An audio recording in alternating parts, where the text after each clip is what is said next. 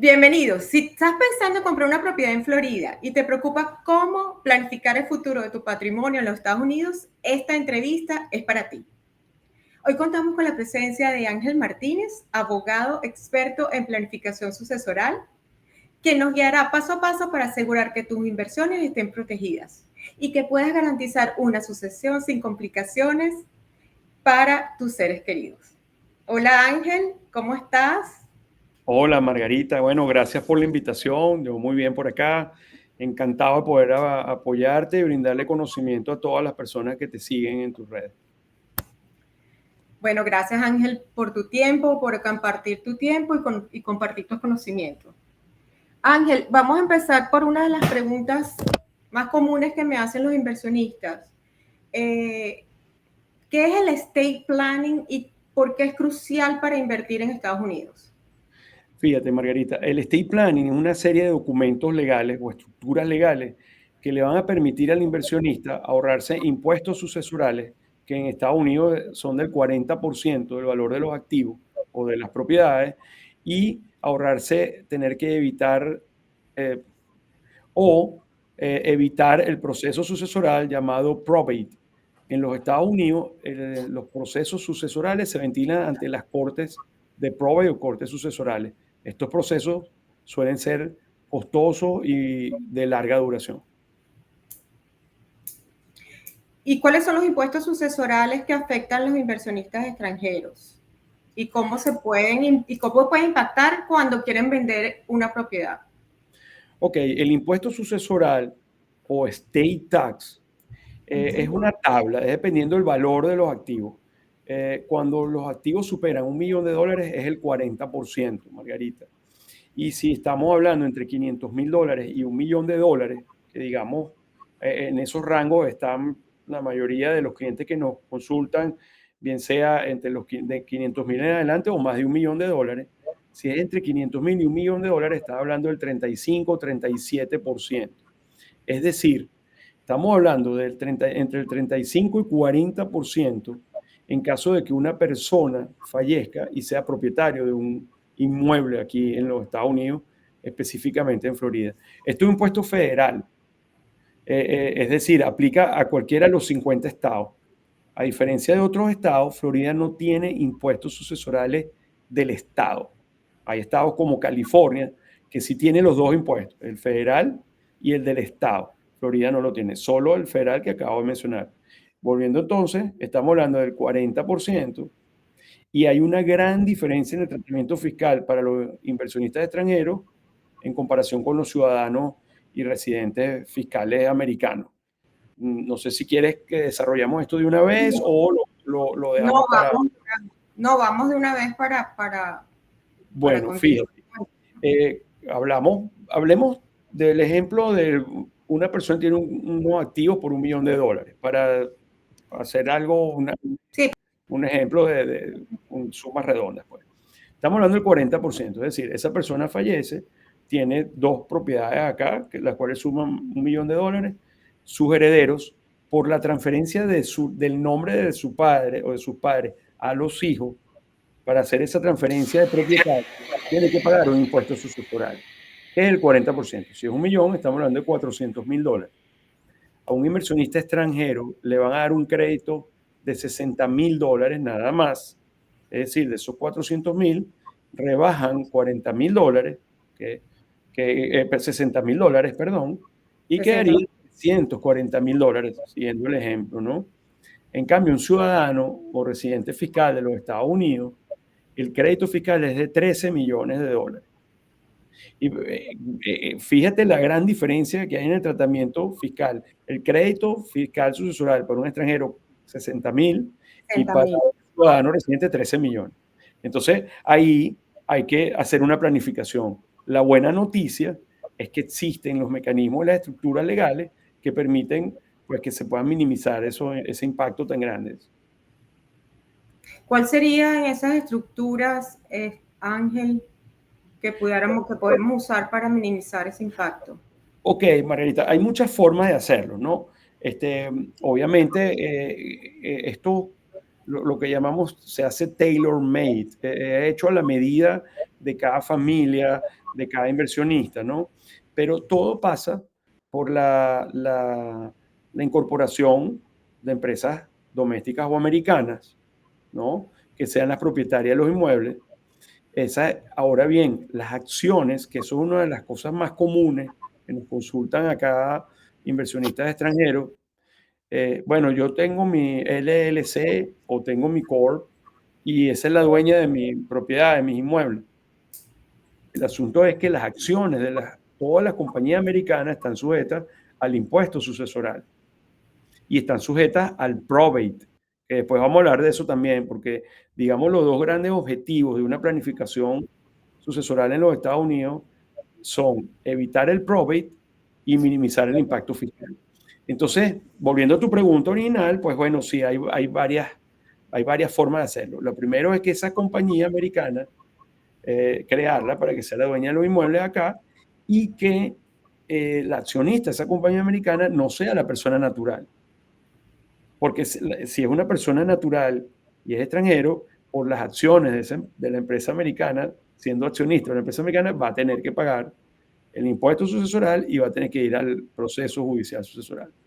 Entonces, sobre esa compañía se puede implementar una varias gama de empresas offshore, están el tema de los trusts, ¿no? O fideicomisos, que también juegan un papel muy importante acá en una estructura ideal de planificación sucesoral. Bueno, ya que hablaste de eso, Ángel, y que es algo que yo consigo que no solamente los inversionistas, sino también los locales, las personas en general, están confundidos entre testamento y trust. Dinos cuál es la diferencia entre estos dos instrumentos. Bueno, excelente pregunta, Margarita, porque esa, digamos, yo creo que es la pregunta que es donde existe más confusión entre nuestros clientes, ¿no? Bien sea extranjero o doméstico. Como te mencioné anteriormente, uno de los objetivos, hablamos ya un poquito, hemos hablado más del tema fiscal, ¿no? Y de los impuestos y cuántos son. Bueno, ahora, el otro objetivo es evitar el probate. Se escribe probate y el probate es el proceso judicial sucesoral en los Estados Unidos.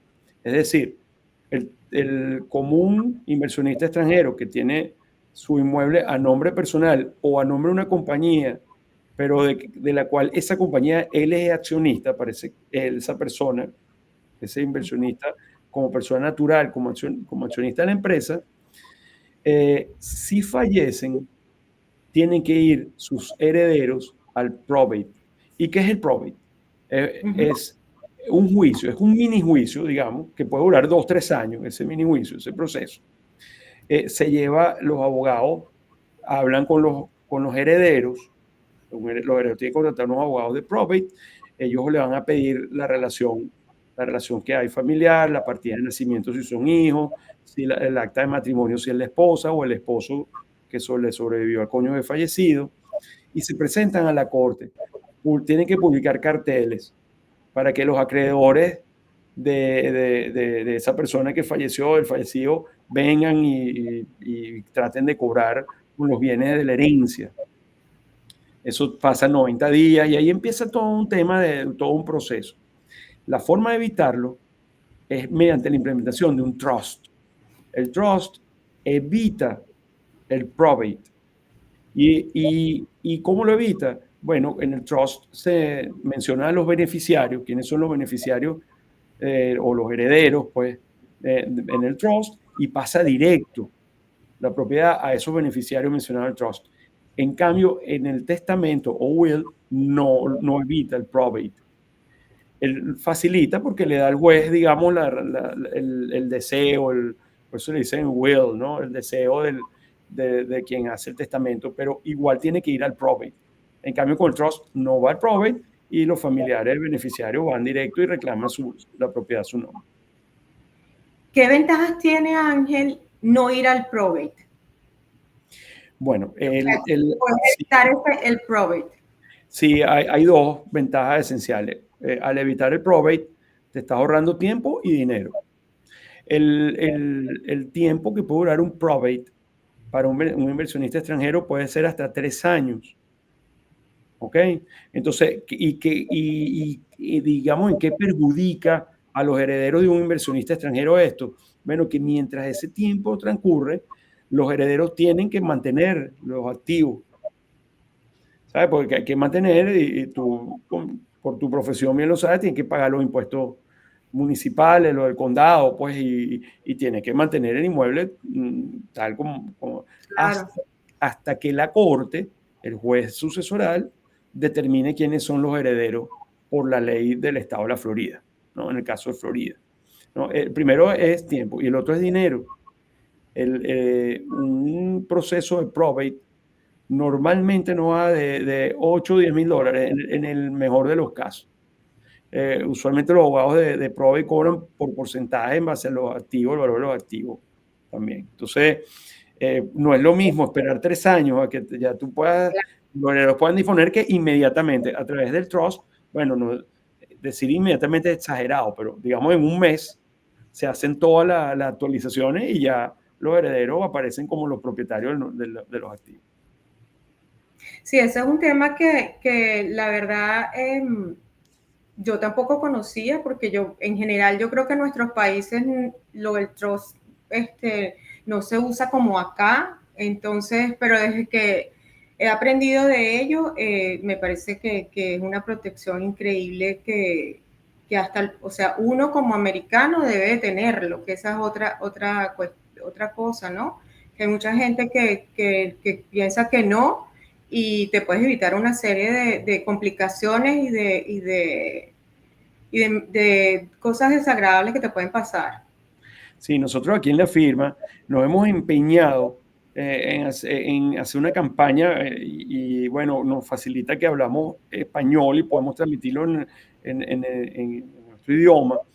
eh, una campaña de desmitificación de todo esto. ¿Por qué? Porque todo el mundo piensa, no, yo no soy rico, tengo una casa nada más y eso no lo voy a hacer. Esto no está reservado, Margarita, para personas millonarias y todo. Obviamente, todas las personas millonarias en Estados Unidos tienen un trust. Tienen no uno, tienen varios. Y es un tema cultural, Ujú. lamentablemente. O Sí. bueno, las culturas no se lamentan, son y punto, ¿no? Pero el latino, nosotros como latinoamericanos tendemos como a escaparnos, tratar de escaparnos de la realidad de que, bueno, tenemos una fecha de expiración, ¿no? Y que es doloroso ver cómo después que padres de familia fallecen, los hijos pelean por la herencia o aparecen hijos que no estaban, no estaban por allí y aparecen. Hay famosos casos por ahí que después te puedo comentar de artistas que han pasado. Entonces con el trust te evitas todo eso porque con el trust tú sometes de una vez a tu voluntad quiénes son tus beneficiarios, quienes tú desees que sean tus beneficiarios. Y las leyes aquí son mucho más liberales que las nuestras.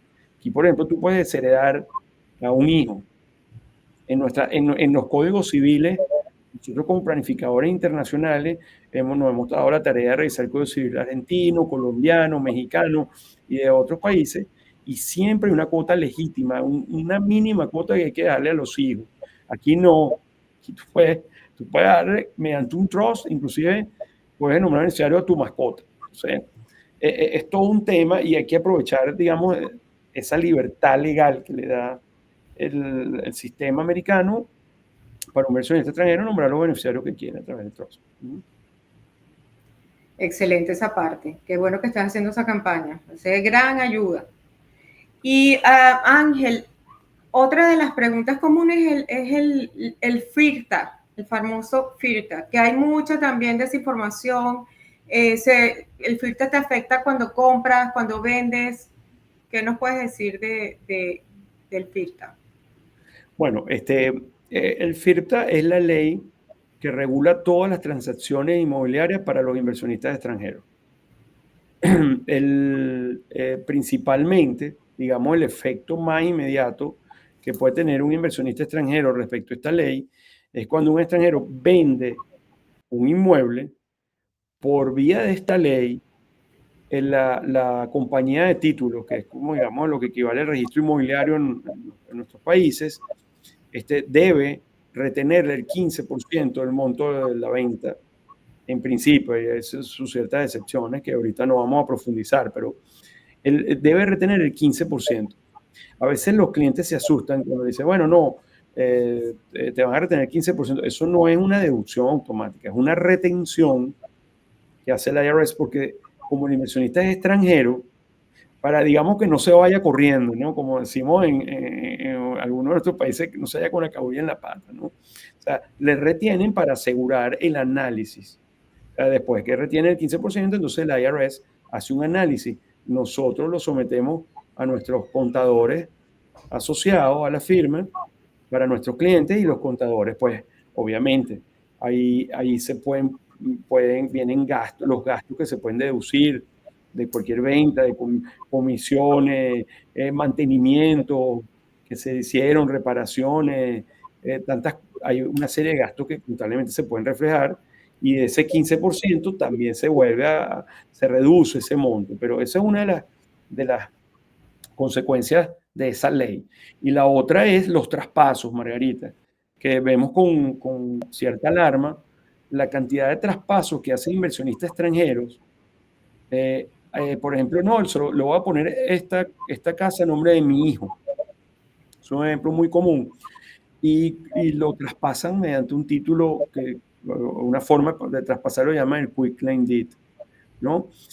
Esa transferencia genera un efecto del FIRTA, genera un impuesto de regalo también, del gift tax.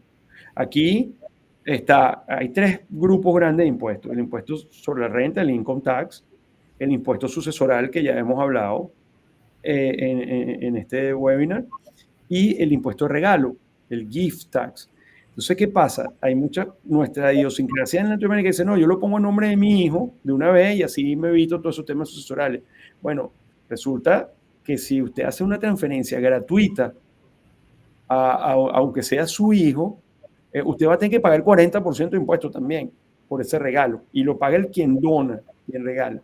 ¿Y qué se considera una donación? Cualquier transferencia que se haga sin que de por medio esté el precio de mercado y que se pague realmente, ¿no? No es que voy a hacer una ficción, que el hijo hace que es el no, tiene que haber movimiento bancario, entonces insistimos mucho con el tema del FIRTA, porque antes de un extranjero hacer el traspaso para su propio cónyuge o sus hijos, hay unos procesos que hay que cumplir. Entonces, miren, nosotros, como te dije anteriormente, estamos empeñados en hacer una campaña informativa porque el tema es que hay que planificar.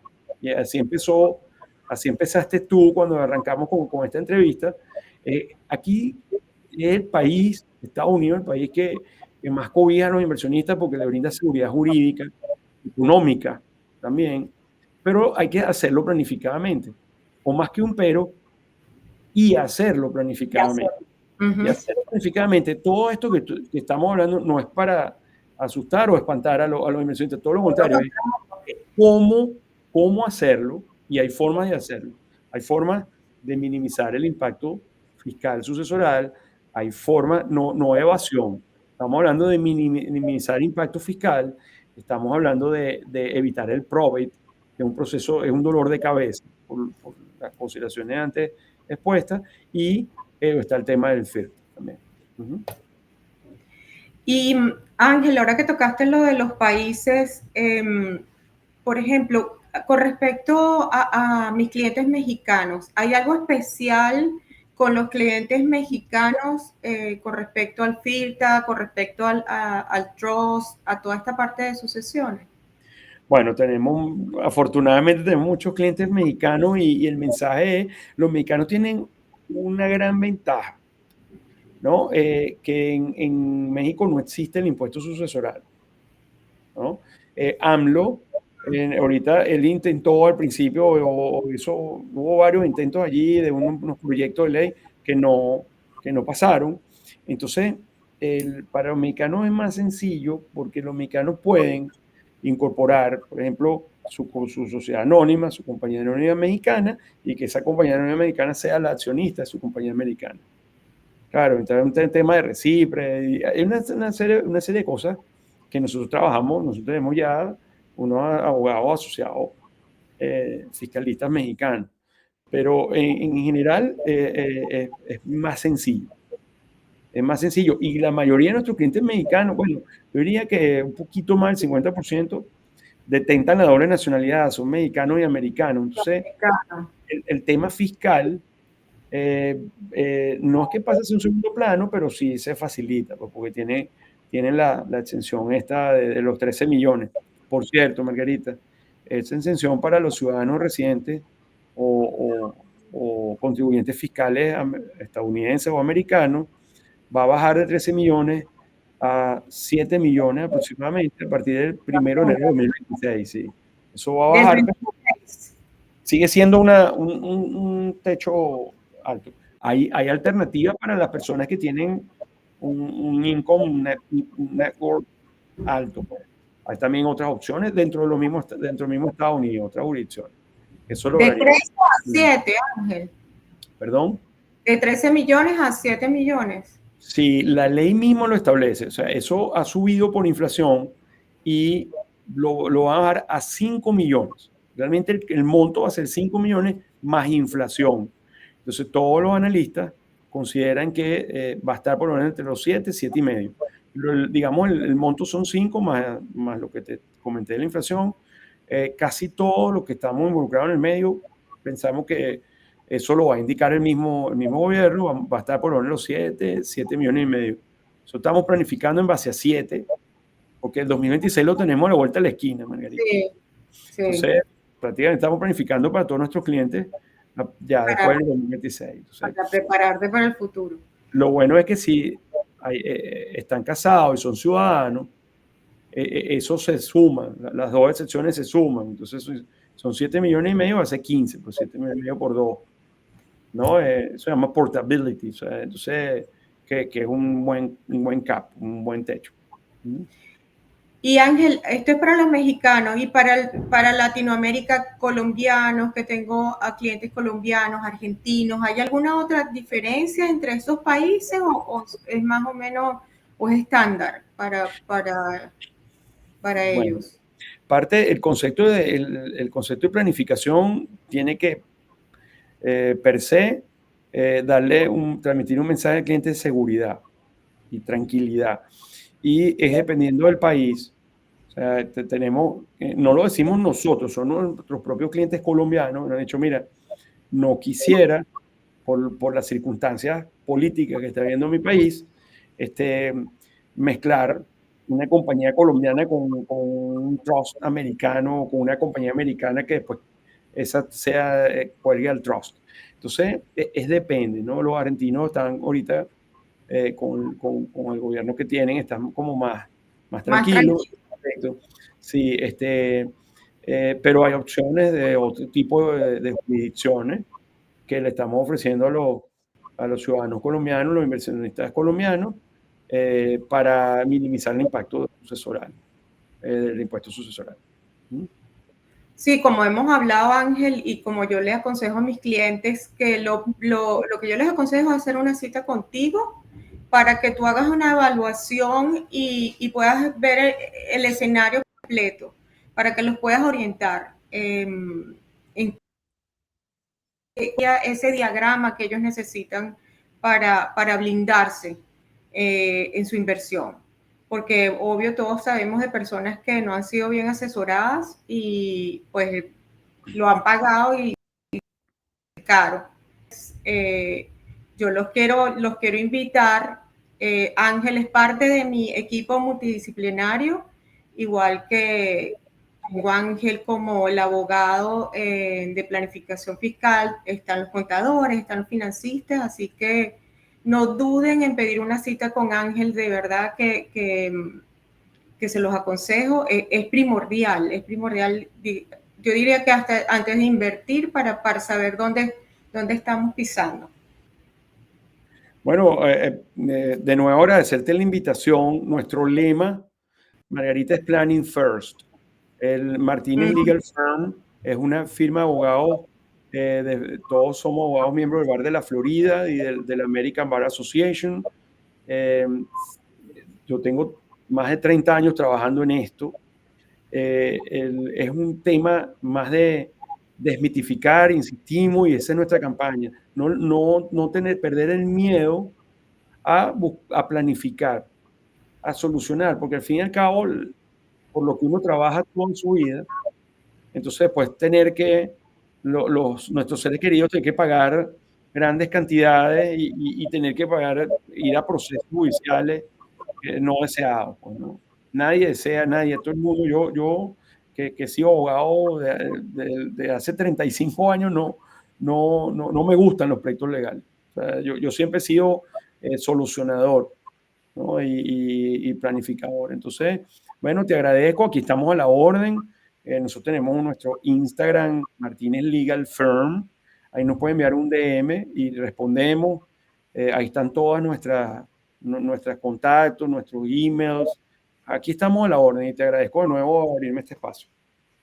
Y si tienen más preguntas, no duden en contactarnos. Y Ángel, muchísimas gracias por compartir toda esta información y por tu tiempo. Gracias a ti, Margarita. Buenas tardes. Buenas tardes.